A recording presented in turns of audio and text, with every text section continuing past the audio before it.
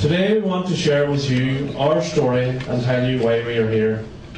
We won't speak for too long as we are too well aware of the important input from our guest speakers, but I'll begin with a bit of background information.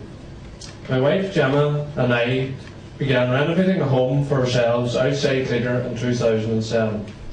We had been together for 6 years at that stage and we were planning for a future together. We're going travelling the world and doing all the fun things people in their 20s do. We were toiling away and putting all we had, financially, physically and emotionally, into what we considered to be our future family home. We worked tirelessly, in blissful ignorance of what was actually occurring around us.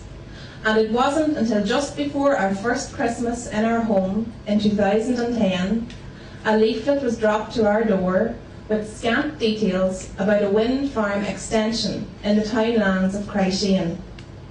The term extension baffled us, as there were no turbines in our area at that time, and we, nor our neighbouring relatives, had heard of any such developments. The third week of January, looking out my kitchen window at the beautiful wild landscape I had come to love, I witnessed unusual machinery and workers on the move. Immediately, the letter in the drawer sprang to mind. I rang Sean in distress. Was this where this wind farm extension was going to be? The answer we found out was no. But what we uncovered from then onwards turned into what we can only describe as a nightmare we cannot wake from.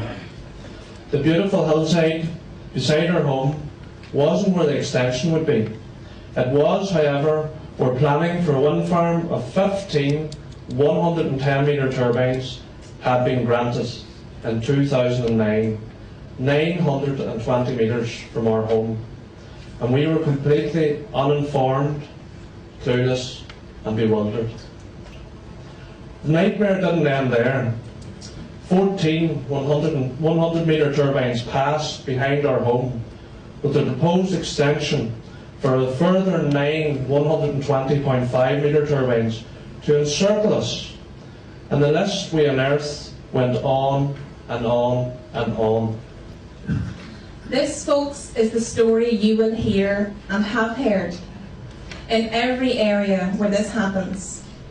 The same underhand tactics deployed in covert exercises by the powerful consortium of the wind industry to exploit the good nature of our rural people.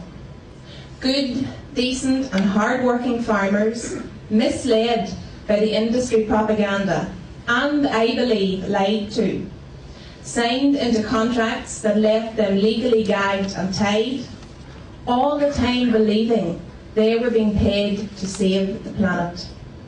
How acceptable that offer would have been to any of us at that time. Neighbours, unaware of what was really coming their way. A selected few bribed into silence with the carrot of free electricity or one-off token sums, and the promise of turbines being clean and green and in no way a threat to them.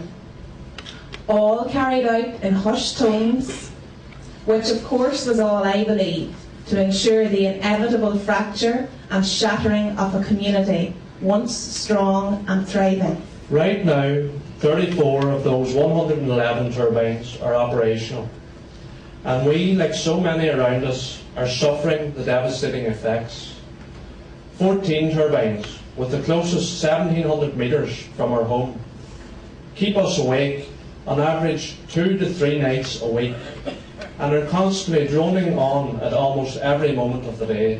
At further injury, we were informed that Environmental Health Department did not have the appropriate equipment to monitor wind turbine noise, and so referred this to the wind farm developers, who then employ their own noise consultants to carry out the investigations and then pass their data on to environmental health.